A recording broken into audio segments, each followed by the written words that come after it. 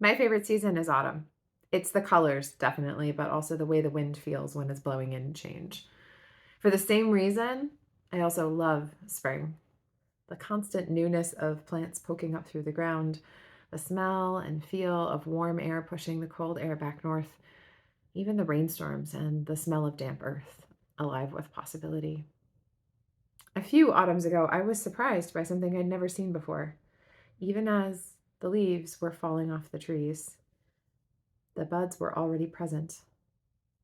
I'd always thought they grew in early spring, but no, there they were, tightly balled up, waiting, even before the last leaves had fallen off the tree.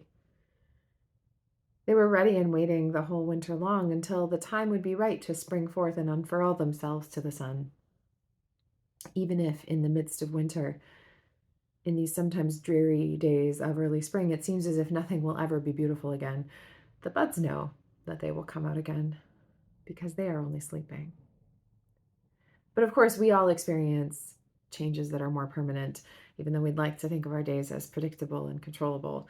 Sometimes, in the midst of experiencing grief or anxiety or stress, it's easy to feel as though we are not buds waiting to open, but dry bones with no way forward.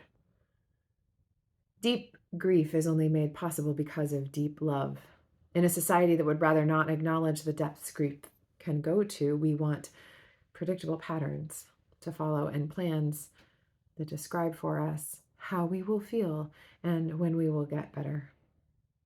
But anyone who has felt deep grief knows that it's a process that follows squiggly lines and not some straight path from sad to happy. And perhaps what's even more important is for us to remember that Jesus wept for his friend. Even Jesus, God incarnate, the Word made flesh, the resurrection and the life, wept because his dear friend had died, and he felt the hole his life had left. Jesus did not rock up 4 days late for the funeral and say, "Ta-da! I'm going to make it all better now, folks. Dry those silly tears." He went instead to the tomb, wept with those who mourned, and shared their grief with them.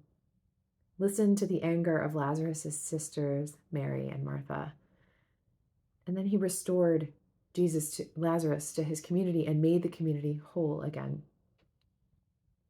But he didn't do it before he acknowledged and shared in their grief, and before he acknowledged the holiness of that grief. Because grief is holy.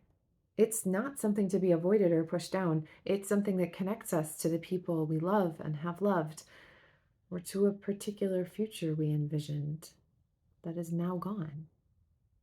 And while allowing grief to consume us is unhealthy, allowing ourselves the chance to grieve, particularly in and with community, gives us the chance to integrate it into our lives as they are now, changed forever by having known what is now lost.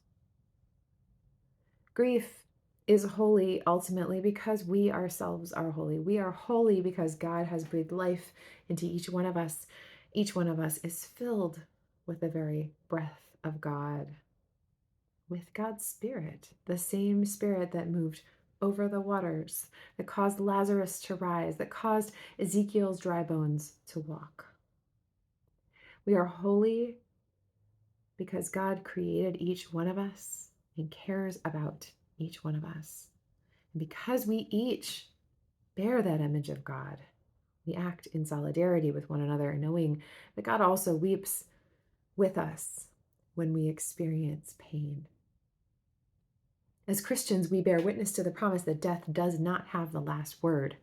We remember the promise that although God does not cause evil things to happen, God can most certainly cause good to rise up even when there has been terrible pain. We also remember that God has breathed God's Spirit into each one of us, causing us to rise up in hope, even in the face of death and destruction. We know that hope is not an easy thing to find in the midst of Ezekiel's valley of dry bones or at the entrance to the tomb.